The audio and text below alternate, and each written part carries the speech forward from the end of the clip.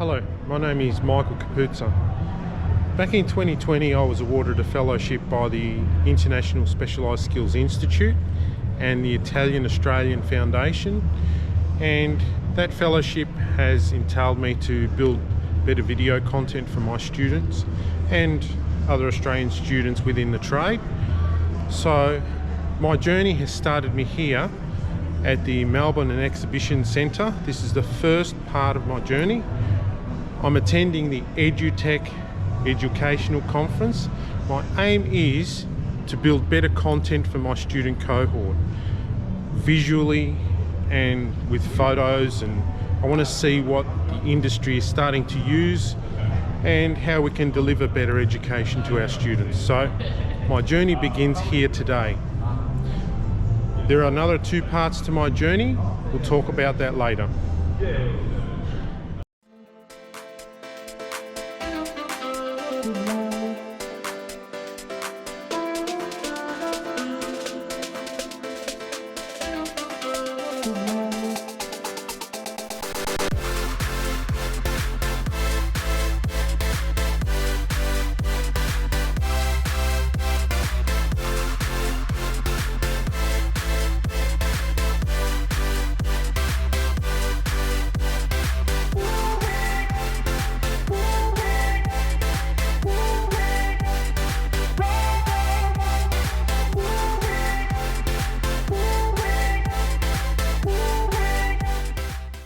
Okay, yes, so that's a Tesla motor. Yeah, that's the Tesla Model 3. Right. There'll be 8 batteries put at the back here. A what? Sorry, a battery pack? Yeah, 8 batteries. 8 batteries, yeah. There'll be 8 batteries put in the front where the old engine used to be. Okay, so is that for weight balance distribution? that way. Yep. That's amazing. Yeah. And then with all the 16 batteries all up, that's 82 kilowatts. Okay, yeah. And with one charge, it will be able to travel up to 400 kilometres. 400 kilometres? Yeah. So when do you project finishing this? Hopefully by next year. Hopefully next year. That's really amazing, the amount of work you've put into it. We wanted it to be finished this year, but because of COVID it got pushed back. Okay, yep. So what's your school? Is it... So my school is Bendigo Southeast. Is that it there, is it? No, that's Bendigo Tech School. Okay. Bendigo Tech School is the one who came up with this project. Okay. Right.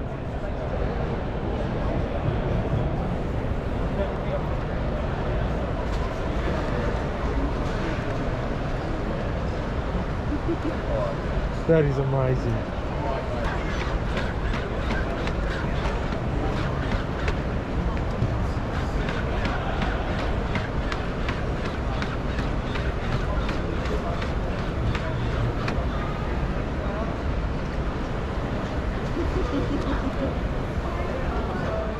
Trial it, yeah.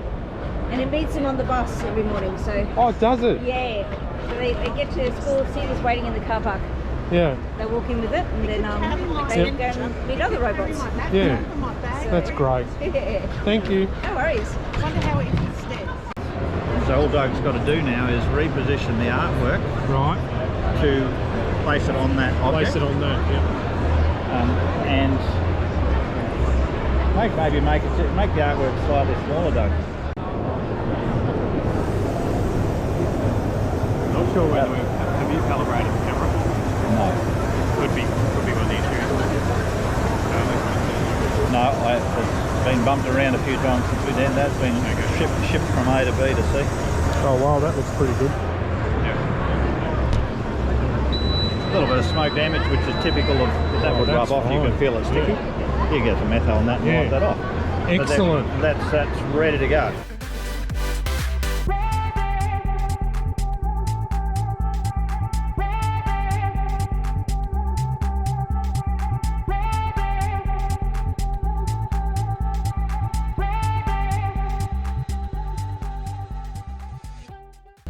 Well, that's 2 days of conferences. I've attended probably 20 sessions now, and I've learnt a lot, and the digital age is coming.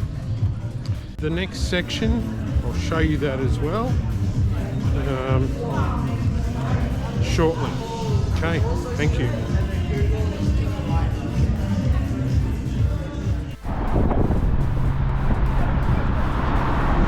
The next part of my journey, we'll be getting on one of these on our way to Amsterdam.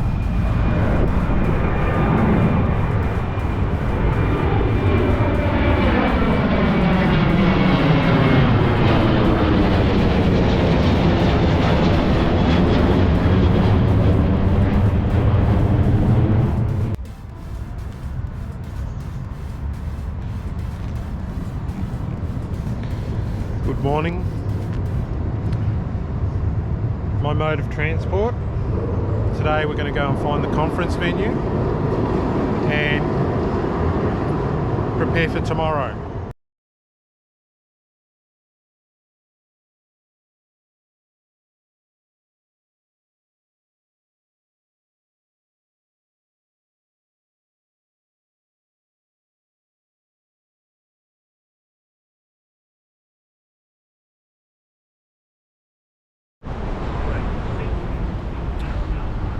Okay, so we've found the convention centre, so now I know where it is for tomorrow morning.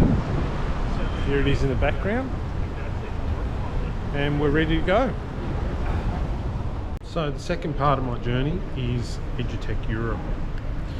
So I'm here in Amsterdam for a 2-day conference, and we're going to be seeing how the Europeans school systems and schools are having issues with the pandemic and how it affected their education, how they improved it, and with all the tips and tricks, then I can improve my video making abilities for my students back in Australia or in Melbourne, plumbing and trade related. So here we are.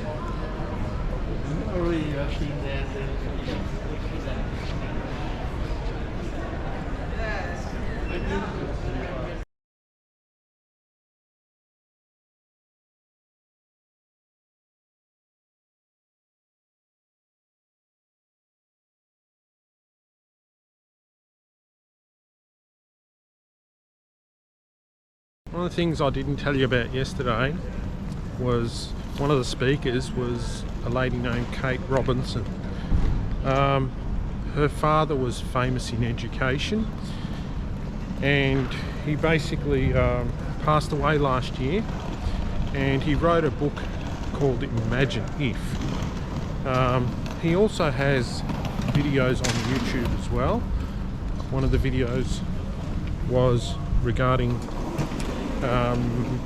it was actually his last video before he passed away, so it was put together with animations and that sort of thing, and it discusses everything about education. So the name of that video was A Future for Us All. So I'll put the link in the description down the bottom of and you can click on that and view that.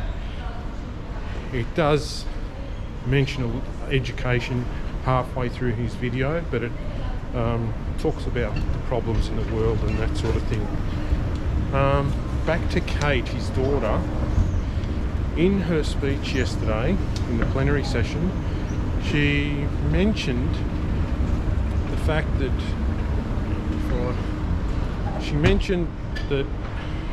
education has evolved, and to the point that our students should be using their phones in the classroom.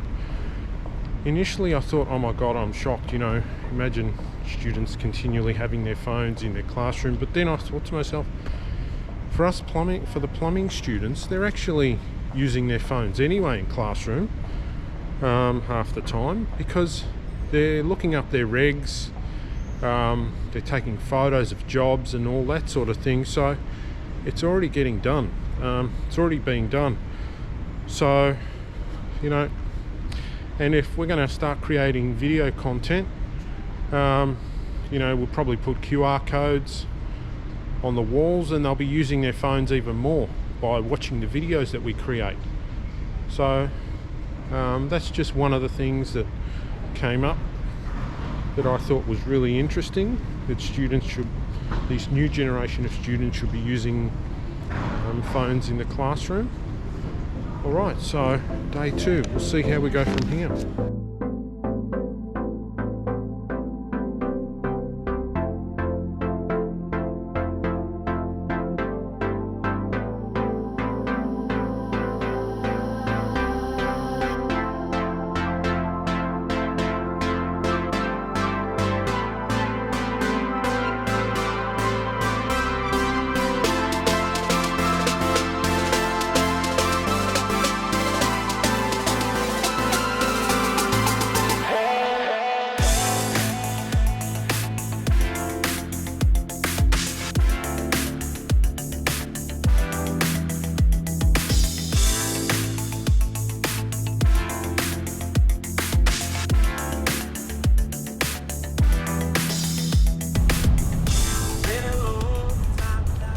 Alright guys, came across this classic here, not far from the hotel.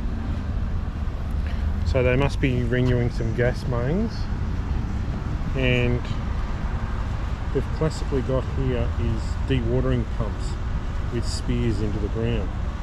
So to keep their work area nice and dry, they put these pipes in, those flex bows, those tubes, into the sand nice and deep, probably 3 to 4 meters, and that keeps their work area nice and dry. So you can see how many flex bows there are. There's 4 along that line and 1 on the other side, and you can actually see it's pushing the water into the pit over there, and there's a lot of water coming out of it. So it's pretty full on, big exercise. Excavators have a full tilt rotator. You can see in the background there.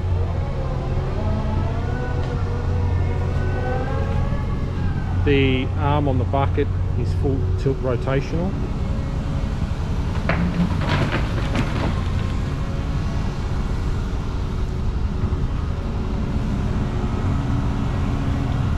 Their excavators are on wheels, and they're excellent for not creating marks on roads and that sort of thing. This is their Aggie pipe. Internally you can just see the slots inside there. In the top of the pipe, about, I don't know, 100 mil inside the pipe, they've got slots. And they've got like a filter sock over the outside to avoid all the sand getting into the holes, because it's a fine pour. So they must be installing that along the sides of the street as well. So stormwater drains, Aggies, sewer replacement, sewer main replacement, all the branches and dewatering. So it's a big exercise.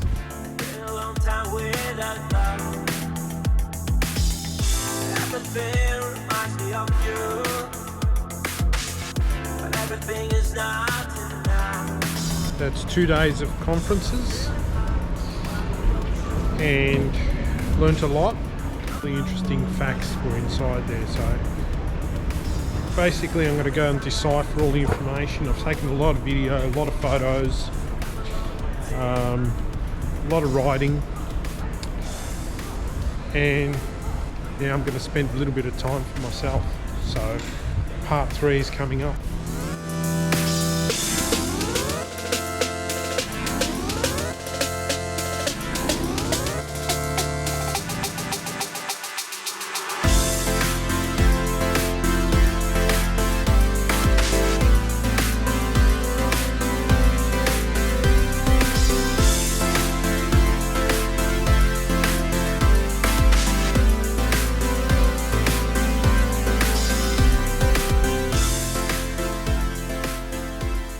This is part 3.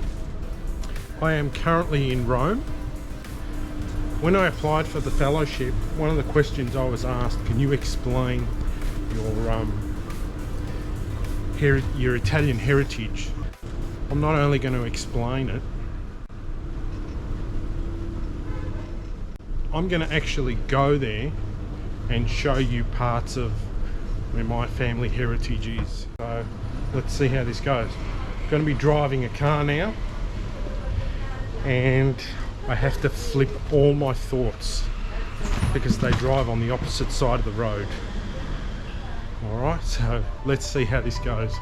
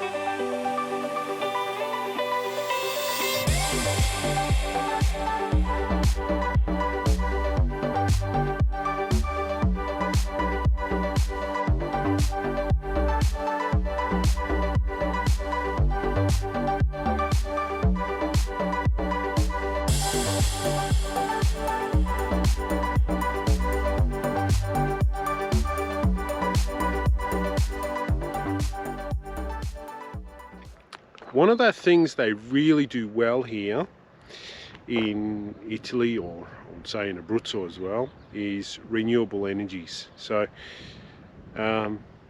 across this Fortunate Plain there is a lot of solar farms. So here's one here. This is just a small part of a solar installation, and look across the road, there's another whole series of solar banks as well. So also, if you look in the distance, there are some wind turbines up on the hill. I'm going to try and get up on that hill now. My family's hometown is over there. Now, what this is here is the Fortunate Plain. All of that. This, if you go to the Vatican, in the Vatican they've got a map of Italy, and on that map that'll show this as a lake. Right? So this was all a perched lake back in the Roman days, and what happened, one of the Claudius, I think his name was, decided to dry it out. But before that, inside this lake they used to catch fish, and the Romans used to come here and spend their summer here, and they used to have boats on the lake, and they used to watch the peasants and the slaves kill each other on boats, right? And they said that the water in the lake itself would turn red from that many people that died here in those small battles with the boats. So that's what they used to do in their summers. Then Claudius decided to try and dry it out. So it was all a perched lake. So it's like we're inside a big volcano, like in the crater of a volcano in the center. The water couldn't get out. So what they did, they carved through one of the mountains. They carved a channel into one of the mountains and released the water. But it kept blocking up. They didn't do it correctly. And there was a lot of blame. There's a whole story around it. And then partially an earthquake caused one of the channels to block as well. The second guy was Prince Alessandro Tologna. He called on an engineer to dry it out. So what he basically done, he created a channel into the center. I don't know if you can see it.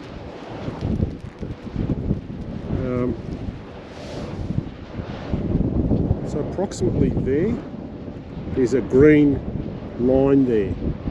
That is a channel that runs to a outlet and like a dam wall, and then that is a channel that the Emperor Tologno made a bigger channel through the mountains to get rid of the water. It took him 13 years to succeed to dry this area out. Basically, he's put a plug in the middle and all the water goes into there, and then it goes out through the mountains to a valley. What that resulted in was some of the most fertile land in Italy to grow potatoes, fennel, carrots, and other things as well, maize. So if you've ever had a really nice plate of gnocchi in Italy, those gnocchi, the potatoes that went into those gnocchi would have come from here, right? Because they were a particular type of potato. They call them patata di Fucino, so they come from the Fucino plain. So if you've had one of the most amazing dishes of gnocchi, it would come from this region, the potatoes.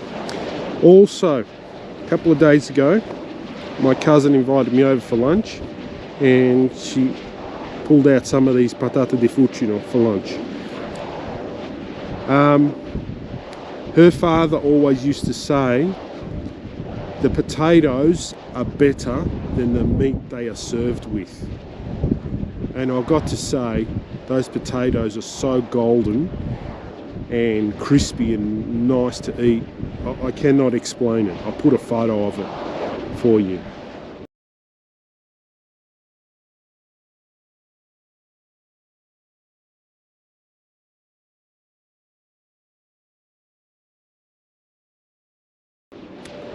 Alright, so another thing I'm going to show you now is over there, over there, over there, and just underneath us. You cannot see it, or there's some in the background over there, is all solar farms.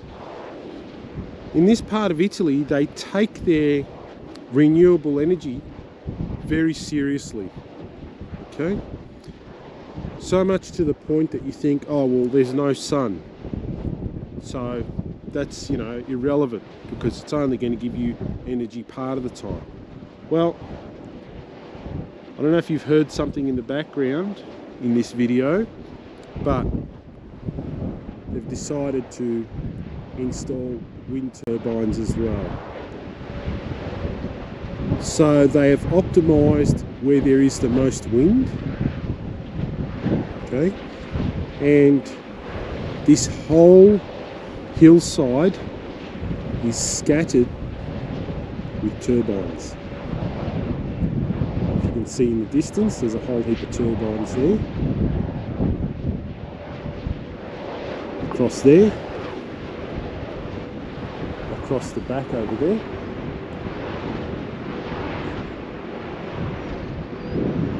and just here. So I'm basically standing in the middle of a wind farm, okay, and the clouds are starting to roll in, so I've got to be very careful how long I'm here, but you can see they're starting to cover over the turbines. To me, this place is absolutely amazing. The amount of the hillside, how steep the hills are, how flat the valley is in between, the wind generation, the use of the sun. Now, one thing I find, I was watching as I was going up the hill, have a look at the flex on those blades. Okay? Those blades are flexing under the pressure of the wind. The one that is still, the blades are deflected in a straight angle. There is no deflection on those blades. All the ones in the background, if you look at those two, the one in the background, the blades are deflected. So it's absolutely amazing to me. Now I don't know if you can see just behind that second turbine over there, sorry, that one, there is like a tower. From what I understand, that is the control tower that gets the right amount of wind and so forth to tell these units to work in conjunction with each other. So it's like a brain center and senses how much wind and velocity and all that sort of thing. Alright, so my family heritage is from that town there. It's called San Benedetto dei Marsi, okay, in the Provincia di Aquila.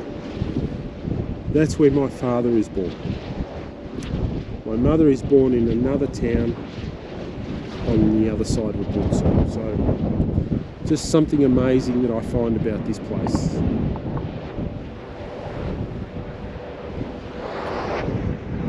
So I'm currently in my parents' town, in my mother's town I should say, in San Salvo. This is San Salvo Marina around me, and it's in the province of Chieti in Abruzzo. Okay, so this is where my mother comes from, and it's known for its beautiful beaches.